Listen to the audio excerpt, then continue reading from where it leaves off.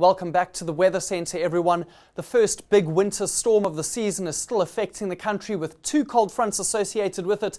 The first one has moved across the Highveld. It's already been a much cooler day for Gauteng, while in the west, the second cold front is still moving through closer to the core of the low pressure, and this is continuing to push in heavy showers along parts of the west coast.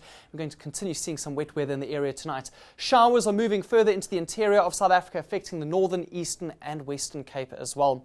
Let's take a look at the futurecast now, and we are expecting showers to continue moving further into the interior overnight. Windy weather settling in across the area as well, and there we can see wet and windy weather also across the Western Cape. We could see some heavy falls of rain which may lead to localized flooding. Colder air continuing to move in on the Highveld. It's going to be a very chilly night indeed for those areas. Let's take a look at Thursday now, and we're going to see showers, although quite light, across the western interior of South Africa. In the Eastern Cape, on the other hand, we're expecting a stormy day as this low pressure system intensifies. Strong winds, lots of rain, mountain snowfalls over the area as well, while it's going to remain dry up in the northern parts, although quite a lot colder for many areas. A few light showers are still possible to the east of Gauteng this evening. A little bit of light snowfall over Lesotho and the northern Drakensberg in the Eastern Cape. Showers across western South Africa, widespread along that western escarpment down towards the Cape Peninsula and spreading along the southern coastline tonight as well. The wind stream animation indicates intense winds following closely behind the low pressure system. Those will affect the Western Cape overnight, and in particular into tomorrow. We're expecting it to move up the eastern coastline. Some very windy weather over the interior as well, but especially strong along the coast. Gale force winds expected for many places, and those conditions are likely to spread up towards KwaZulu-Natal later on Thursday evening.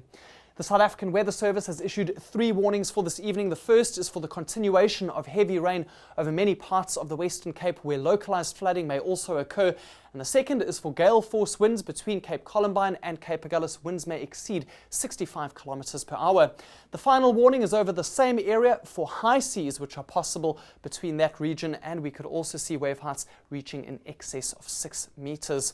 Minimum temperatures as we head into Thursday morning, and it's going to be a very chilly night across the high-lying areas of South Africa, particularly over southern Gauteng and into the northwest. Some areas may reach around freezing. Double digits along the coastline, still warm for Durban at 19 and Mbombela remaining mild at 12.